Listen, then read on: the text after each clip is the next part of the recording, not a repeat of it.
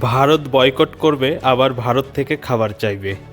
ভারতকে টুকরো টুকরো করার জন্য পাকিস্তানের সঙ্গে আঁতাত করবে। এবার ভারতের কাছে 50,000 টন চাল চেয়ে বসল হিন্দু হত্যাকারী কুচক্রী ইউনুস। ভারত দখল করবে, ভারতের সাথে যুদ্ধ করবে, ভারতের 7 সিস্টার দখল করবে, এ সমস্ত কিছুই ভারত সরকার ভালোভাবে নেয়নি। তার জন্য ভারত সরকার বারবার প্রেস বিবৃতি দিয়ে জানিয়েছেন। তবুও খুব মন্তব্য করতে পিছুপা হচ্ছে না বাংলাদেশ। এদিকে আবার চাল চাইছে।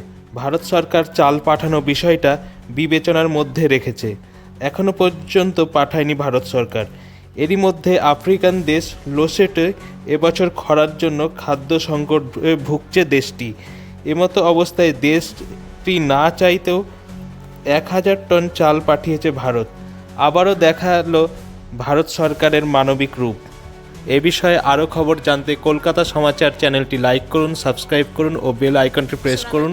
ধন্যবাদ। dilemo tsa ka di 45 bana ba ka ba teng ba supile